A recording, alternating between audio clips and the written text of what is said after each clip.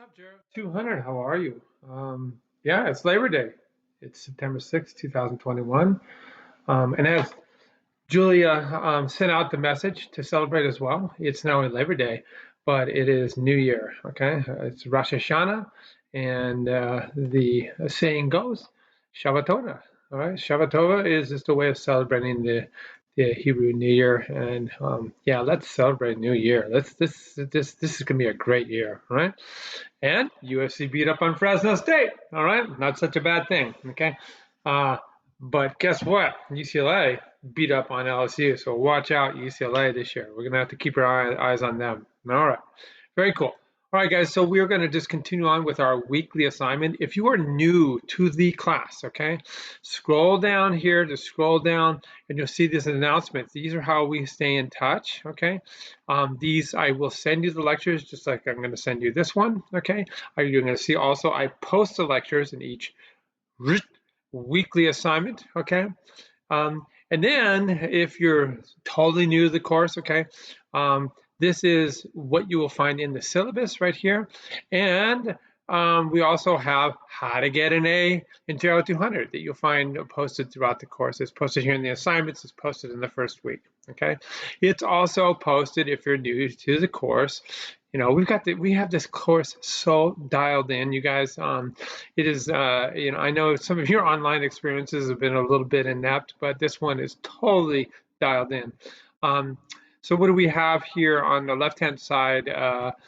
Just take note and calendar your midterms. We have an extra credit assignment, and down here is one of my favorites, Howto Folders, all right? So if you're new to the course, go into the Howto Folders, okay? Bing, all right? And first we have, hey, how to get an A in GERO 200. Sound familiar? Okay. How to use Turnitin. Okay, so we're going to have 3 writing assignments, and it shows you how to do that.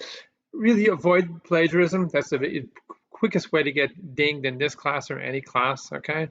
How to post in your discussion boards is put in right here, okay? You do that every single week, all right? If you've just added GERO 200, it slays it right there. It tells you what to do, okay? If you have an issue with the Blackboard right there, okay? If you want to look at your old quizzes, okay? Again, you're just going to go into My Grades. You click on the highlighted blue number, and you can go in there like that, okay? And again, if you get sick with COVID or anything, you know, we are here to accommodate and help, okay? Awesome. All right, so that's the how-to filters. Let's go right into this, okay? So this would be week 3, time's flying, okay? We did, gave you guys really clean perspective on why aging is such a significant issue globally, okay? We looked at the haves and the have-nots, okay? So developed versus undeveloped countries or developing countries, okay? And preparation for the fact that people are living longer and what that does to you as an individual. And we're going to be getting into that today. We're going to talk about housing today, all right? Can you guys afford a house? Okay, well, if not, maybe you can live with your parents, but figure out a really cool way to do it, okay? We are going to talk about individually the impact of caregiving in this class, okay? And we hint at that in terms of the burden of, say, having a parent that has cancer or some other non-communicable, non-contagious disease like a diabetes, like a heart disease, like a kidney disease, okay? Autoimmune diseases. These are all long-haul diseases, okay? And how that can burden you. And then we expanded it to kind of the sociological components where we looked at the economic impact it has on communities, states, governments, our U.S. government, and then we really looked at it globally, and how a lot of countries they didn't really anticipate how long people are going to live, and so they are, it's a colloquial term. Americans call it being hamstrung. Sorry, I'm going to turn my phone off here, okay? And which means you're limited by the fact that you have this heavy financial economic burden of paying for healthcare and financial assistance in the form of pensions. We saw that, Italy, Denmark, Switzerland, these countries, are burdened or hamstrung by that. Okay. All right, so now we're going to focus in today on the U.S. We're going to go boom right in here. Okay, so this is an amazing. In fact, someday you guys may get a job with the Pew Foundation. It's really cool because they look at sociological and economic impact of lots of different things. Okay, they do study aging. Okay, but they look at lots of different sociological phenomena. Um, it's like a giant think tank, and it would be a cool diving board for you as a career-wise to go work with Pew and then take that on, and who knows, maybe you can get a job with Fidelity or Stanley Morgan with all this know-how or something like that. Okay, all righty. So since we're talking about the impact of aging, we're going to look at its impact across the board here, about all of us as we try and live as a community, all of us different generations. Okay, so we're gonna define these generations first, because you have, anytime you're an intellectual, you have to create ways of gathering data. Okay, and then from data tells the truth. Okay, so data can then be used to make really sound projections about what we're going to do as a society, and so this sociological data on generations, the first thing you have to do is you got to get in there and define generations, and then you're going to see what we'll do is we'll go right into this link right here. What kind of historical events help to define a generation? Okay, all right. Now, if you're new to the class, what I always encourage people to do, you're going to see down here that you have a reading quiz. This quiz happens once a week that goes with what we're doing, what I'll be going over in the readings, and then there's a discussion board right here, okay?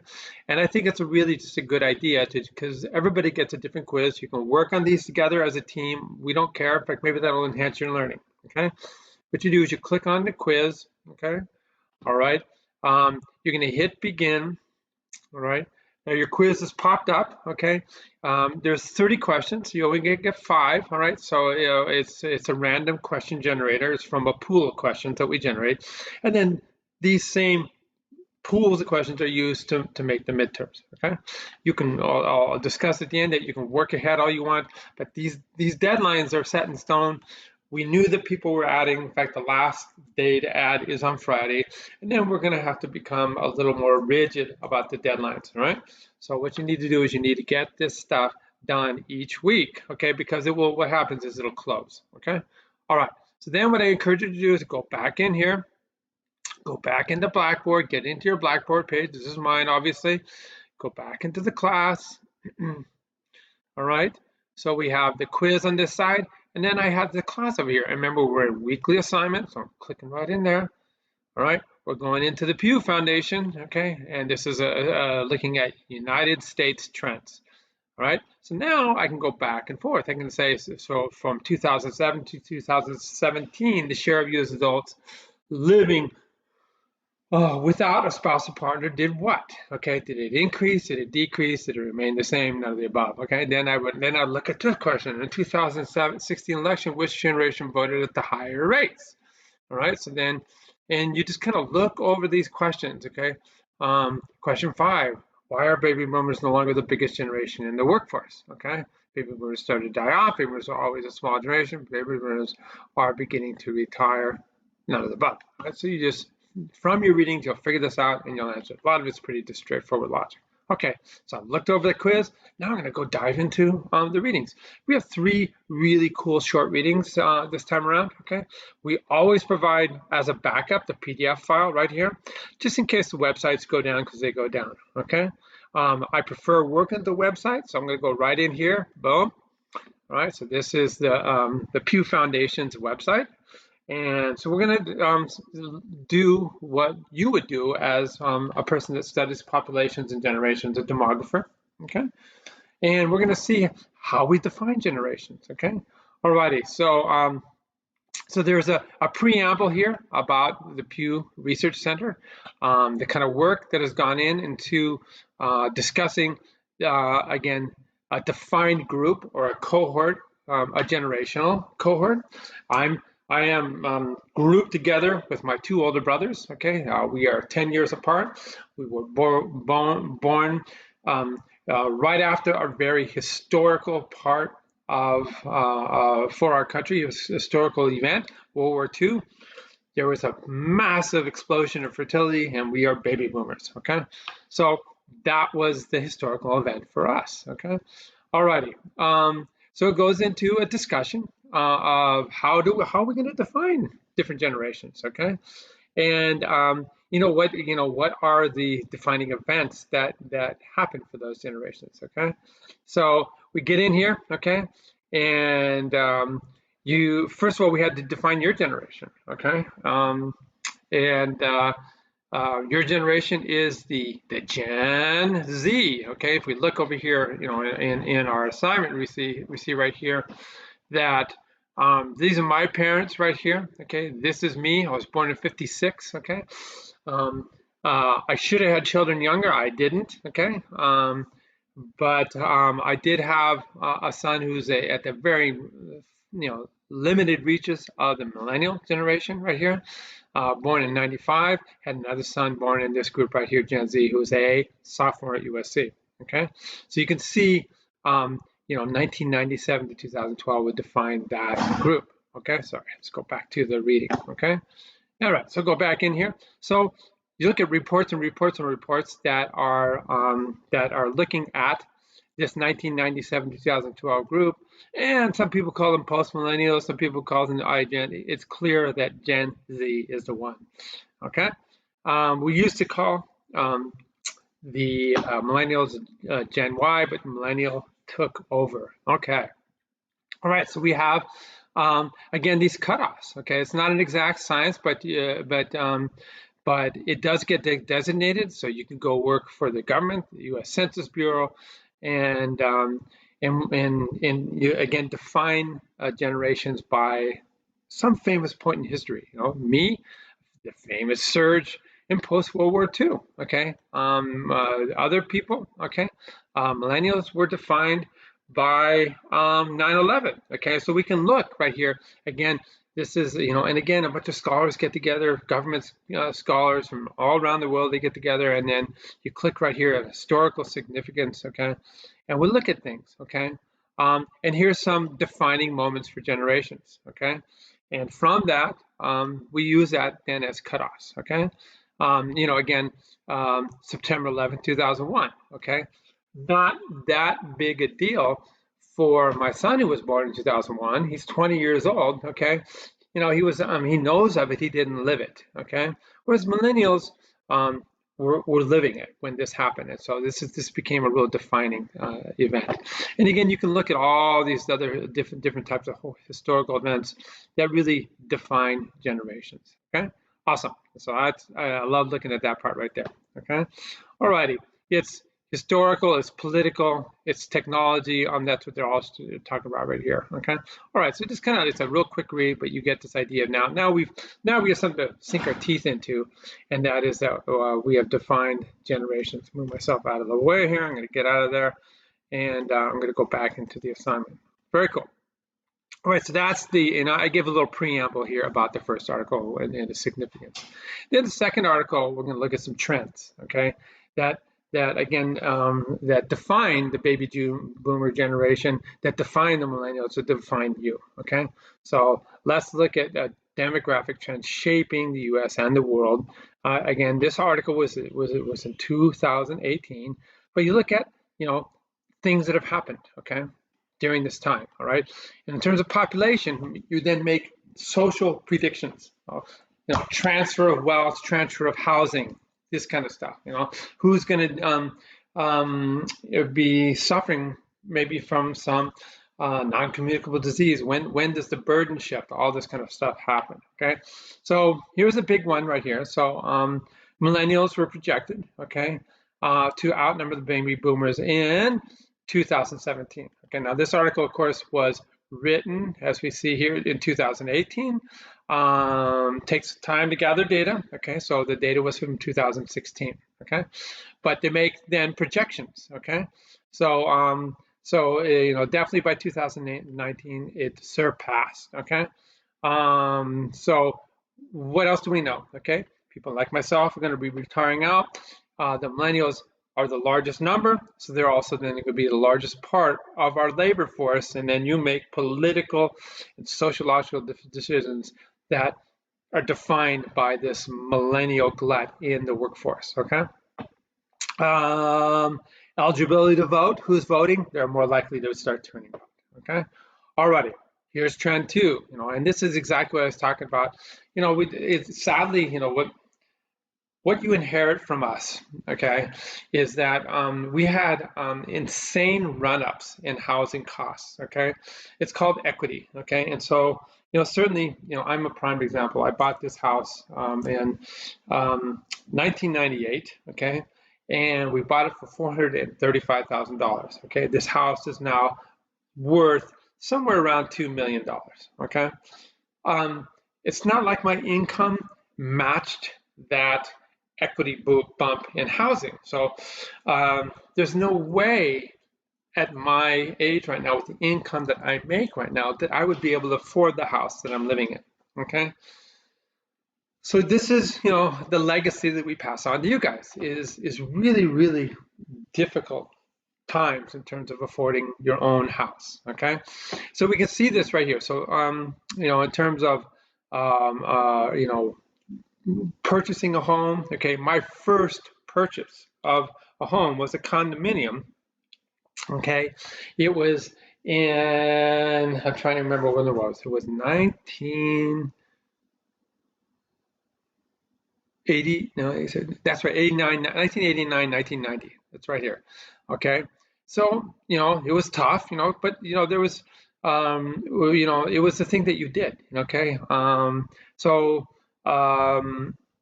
It was doable, is what I'm trying to say. Sorry. I graduated high school in '74. So it says 1 in 5 Americans live in multi-generation households. I'm really sorry. I thought I turned it off. Okay. Anyways, so that's right here at the end of this 2016 study, 20%. Okay. Back when I was a kid, okay, when I went away to college, it was about half that. Okay. So, I graduated from high school. I said, thanks, Mom and Dad, for everything. I never looked back, okay? I got a job, went to UC Irvine, and during the summers, I lived, down in Newport Peninsula or Huntington Beach, had roomies, and had jobs and jobs and jobs, and I never moved back home, okay? It's harder and harder to do is what I'm getting at right here, okay? And so because of the cost of rent, because of the cost of affording a new home, all this makes it more likely that you're going to be living with your parents, even grandparents. This is not a crime, okay? The cool thing about it is you are much stronger as a family collective financially, okay? By helping my sons out in this way, okay? They don't have the burden of going into debt during college, okay? And they can save up their own money, and then when it comes time for them to buy a home, I can give them a little bump, and then they can afford their own house, okay? Now, I will tell you that it was a different time when I grew up, okay?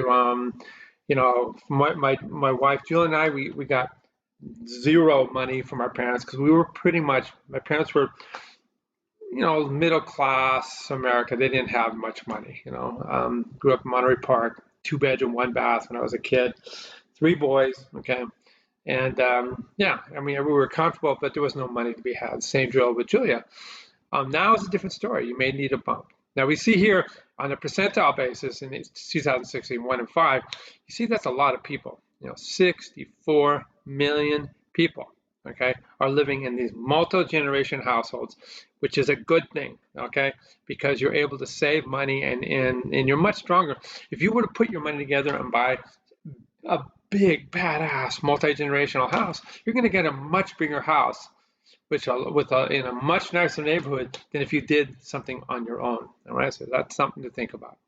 You have to be planned, and people that are in real estate development are starting to see this and make really cool multi-generation households. All right, what else is happening? I got married in 1987. Okay, and we see that this trend for marriage has gone down, down, down, down, down. Percent of adults 18 and older who are married, okay? So, back in the 60s, almost 75%, now down to 50%, and it's getting lower and lower all the time. All right, it's just a different way of living nowadays. Okay, people are more career-oriented. People are are delaying having children. As a result, there's no need to get married. On and on and on. Okay, all right. After decades of decline, okay, we're seeing a slight uptick in fertility, which is kind of cool, So we can go over here, for example, let's look at U.S. fertility. I can't type, is what it is. Fertility rates. All right, so we can see. Okay, so here in 2018, you see, we're looking at the United States right here. So we were going down, down, down, down. We're comparing us to, countries like India and UK. It's kind of cool. You can type any country you want. So we were at the US at 1.73 children, okay, per couple. All right, now let's look at US fertility rate 2021. All right, let's check that out. All right, so remember we were at 1.73 in 2018, and at 2021 it's 1.78, baby. All right, so it's gone up. All right, so you can see that there's this average trend here. We went from 1.73. Okay, we see here 2018 1.76, 1.78, 1.779, 1.781. It's ticking up. All right. Not much, but it's still ticking up. All right, so that's the demographic trend. What else do we have here? We have more than 250 million migrants worldwide. These are people that have had to flee countries for whatever reason, maybe because the country's too poor, maybe because of the serious political unrest. Okay, we see right here at the time when this article was written, it was about sub-Saharan Africa, Syria. These were the growth populations. We're going to get a big uptick from Afghanistan over the next couple of years for those people that are able to get out. Okay, we see right here that the new refugee arrivals, even though there was growth in refugees, okay, the arrivals in our country went down. That had a lot to do with politics. Okay, and there was actually a decline in terms of the different political groups that were coming in. So we saw the Middle East had a decline. Again, this was during the Trump administration, and we're going to see a change now in terms of all this. It's very political in terms of the Biden administration. Okay, we see again international arrivals have risen for some groups. Okay, and it just depends on who's having the most trouble globally, and also the politics of our country. All right, so really cool stuff right there. Okay. One thing that I found particularly interesting, okay, we look at enrollment in new schools here. Okay, so these would be the number of foreign students enrolled at U.S. colleges, doubled since the Great Recession. All right, so this was 2007 and 2008, and you can see the rise in foreign students in the U.S. Okay, again, this is in thousands, so we went from 179,000 to almost 364,000 students that came from other countries other than the U.S. Okay, awesome, all cool stuff. And I again, I love this about the when you're sitting here, just sifting through websites by the Pew Research Center. They have hot links to all kinds of other information. You can lose yourself reading more and more about this kind of stuff. All right, cool.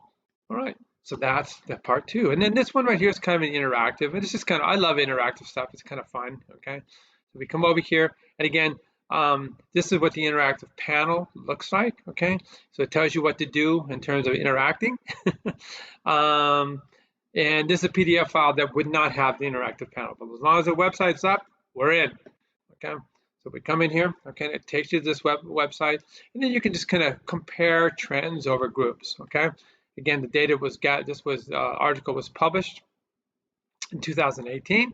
The data gathering ended in 2017, and so we look at this period of time. See, it's the dark gray means during 2017.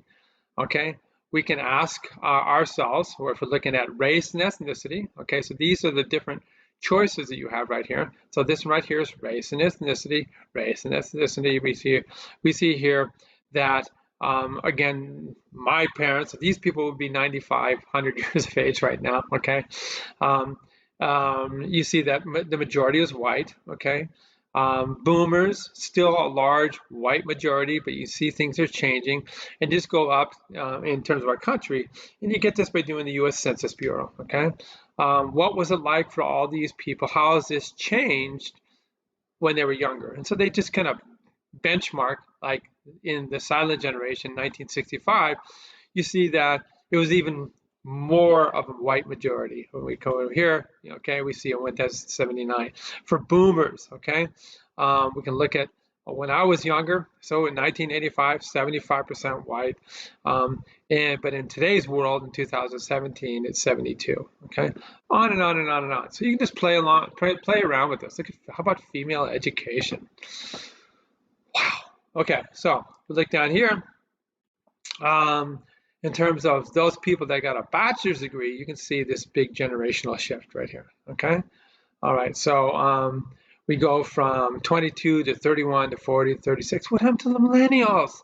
Okay, some college, okay, so maybe people didn't complete it, okay? All righty. All right, so when they were young, you could again look at that, okay? So this shift in college education you're seeing in these groups compared to when they were young has a lot to do with immigration of educated people of the same age group, all right? So on and on and on and on and on and on. How about female labor force? All right, check that out. Check out my parents' era, okay? So, all right, we're looking at the female labor force, okay? We see civilian armed forces, okay? That's what was happening then. That was World War II, okay? Boomers, okay? We see this shift, all right? Household income, okay? Male labor force, on and on and on. You can just play around with this, all right? Do you live in a city? That's the metro status, okay? And you, again, go back and forth. So it's just kind of cool to play with more than anything. We come down here, we look at some take-home messages from this part of the article, okay? And you look at the percent of those ages 21 to 36 who have completed at least a bachelor's degree by gender, all right? And then, so in that age group, when I was 21 to 36, okay? That's the boomers, okay? I was unique. 22% of us got a college degree. So that was, I was almost one out of five, so it wasn't that many of us, okay? Women were lagging behind. You see, in my parents' generation, hardly anybody went to college, okay? And that's the dark green. We see this upward trend of college. And what's really cool is this transition of women lagging behind, women catch up, and now women surpass in terms of getting a college education. That's defining the groups right there, okay? We're going to see a lot more racial and ethnic minorities in present generations compared to older generations, okay? My parents, everybody enlisted in World War II, okay? So you see that, okay? And again, like I said, if you win there, play around, you see that young people live in the city because it's vibrant. Old people, we skedaddle out to the suburbs where it's nice and quiet, all right? That's what that's all about. Very cool. All right. All right. So that's all the readings right there. This, again, is an overview of the generations. Do your quizzes along the way. You guys will do just fine, okay? And then we get down in here, and we want you to kind of play around with this, all this new information in terms of your discussion, okay?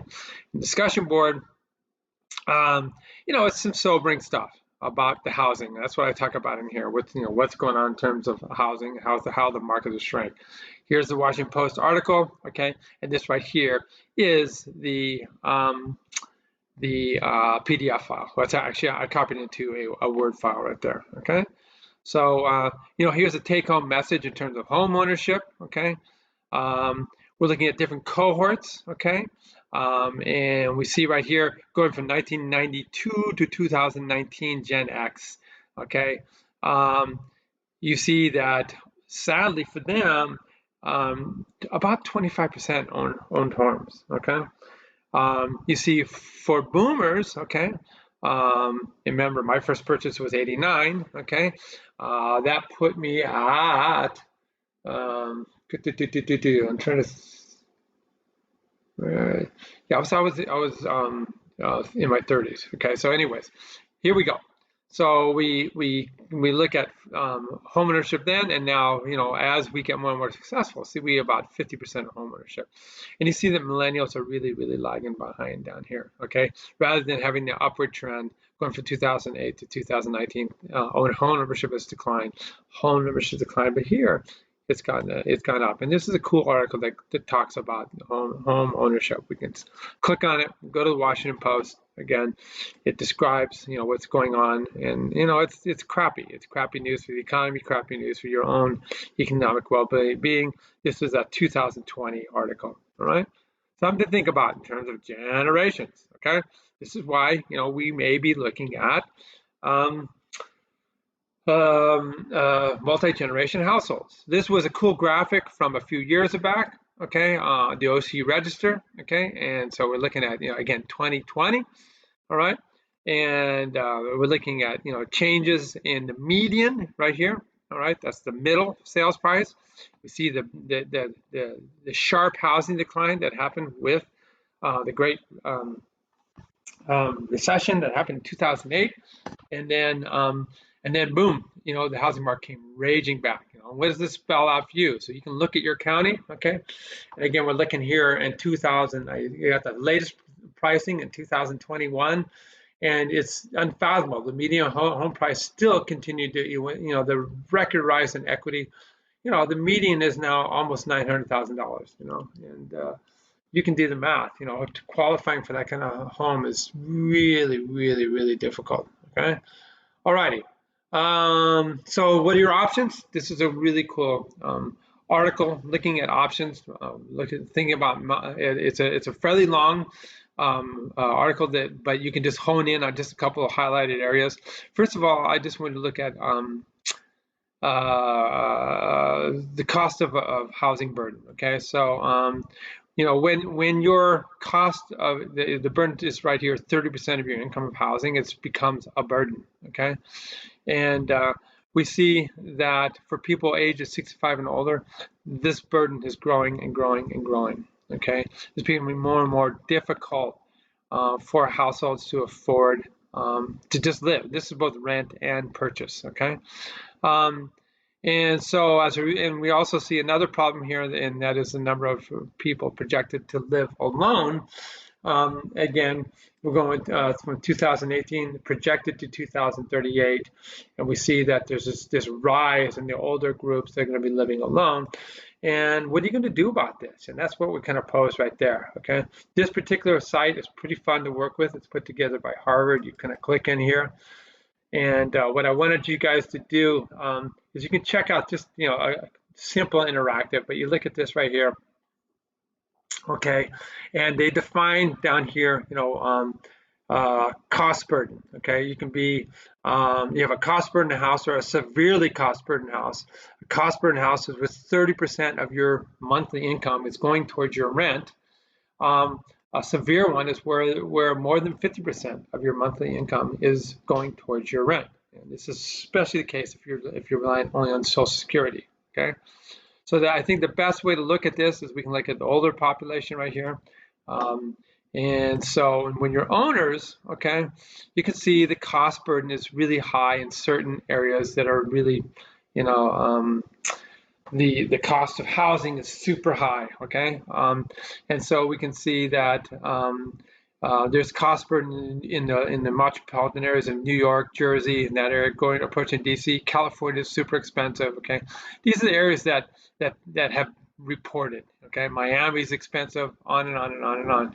Then you look, however, ownership is so much better, okay? You look at the burden that is rent. First of all, you're more likely to be poor if you're a renter versus an owner, and it can be substantial. percentage of your income. So you can see in these same areas, if you're not an owner of a household, but if you are a renter, you can see you get down here into this cost burden. We start getting into so many people where 50% of their income is going just for rent. All right. It's sobering for me. Okay. You can look at the next generation, next group of people, 50 to 64 coming down the pike. Again, you look at owners, and they're doing a lot better in terms of this burden, and this is the scale of the burden down here, okay? And then, and if you look at renters, it goes boom, okay? Again, and it's a real reflection of haves and have-nots, okay? Awesome, okay. That's that part right here. This is kind of an interesting graphic also to look at, where you know, we look at income inequality and how that has increased over time. And as you scroll, you'll get the numbers right here. So this is the 50 to 64 years age group. You know, these are again data collected all the way through 2017. We can now do it again for older people, and you see that the impact is significantly greater. The income inequality as you get older and older. All right, awesome. So you combine that information, okay, in your discussion, okay, with you know, this concept. This is how many people are facing this huge burden, how many people are going to be living long with the burden, and we just want you guys to talk about it and come up with a plan. You know, this is your world, all right? I've already, you know, I could stop today. I'm already at the finish line. I've achieved. I'm good. Okay. This is the world you're inheriting. There's a lot of people who have not achieved and who are not good. Okay, and sociologically, you're going to have to. You know, it's you guys are the people that are working. It's your tax dollars, et cetera, that's going towards their, you know, well-being through Medicare, through Social Security, and then just your parents and stuff like that. You know, how are you gonna put this all together? You know, share the cost now with a multi-generation house, and then later on you can maybe benefit. So these are all ideas to, you know, again, think about the family collective and how strong you are as a family unit. Okay, guys? All right, very cool. Well, I've probably rambled too long, but that's today's lecture. There's my beautiful wife, Julia. That's shortly after we met. Look at that beard. What a cracker. All righty, guys. Peace, and we'll see you next time.